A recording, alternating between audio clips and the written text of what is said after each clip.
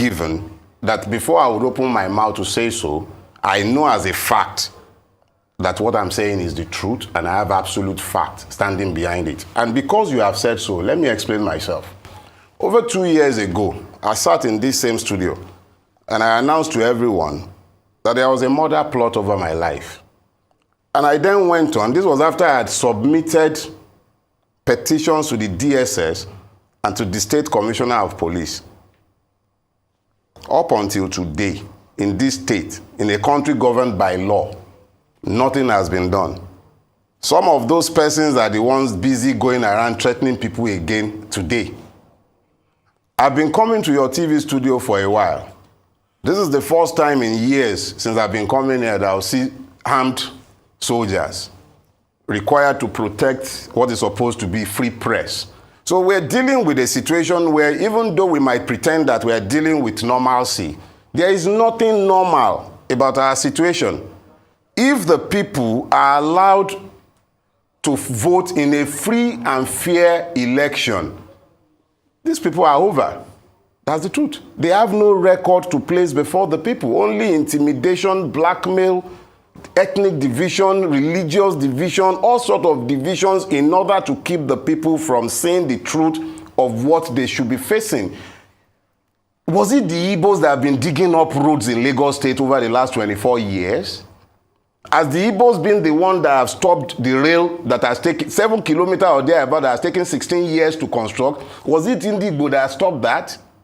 Who is the person who is busy selling all of Lagos to people that is now shouting about Indigbo, Indigbo? There is just a validation of hatred in order to divide the people's attention so that they might not face the issue. The real issues are about a collapsing state, a collapsing country. They might want to forget all of that and distract our attention. Let me just interrupt you briefly. Please. Earlier you talked about criminal gangs, being given free hand to run. Yes. And of course we've seen all sorts of posts and videos on social media that could be characterized as hate speech. But sadly, nobody has been arrested, nobody has been prosecuted.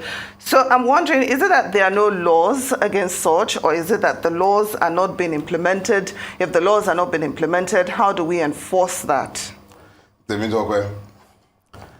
I've been shouting for years. It's pretty much the same seat, talking about the fact that we are not a country governed by law, and that we are a country governed by impunity, that our policemen pretend to uphold the law, but they know that they dare not uphold the laws. If they tried it, their political masters will end up in prison cells.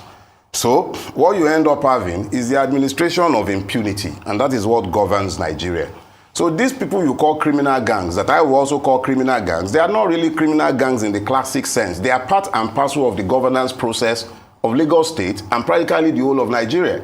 Because you were there, people saw pictures.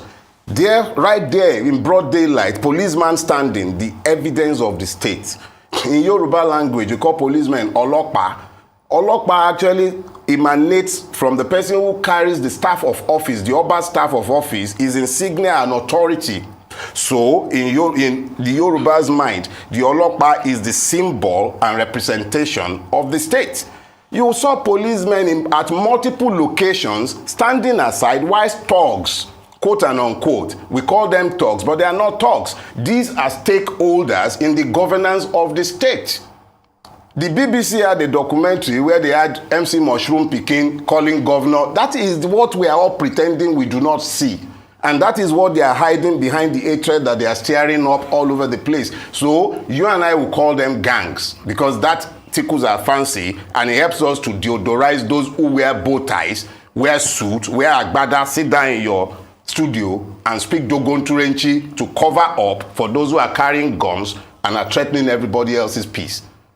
The reality is that they are not criminal gang in the true sense of it. They are part and parcel of the governance of Lagos State and have been for the last 24 years.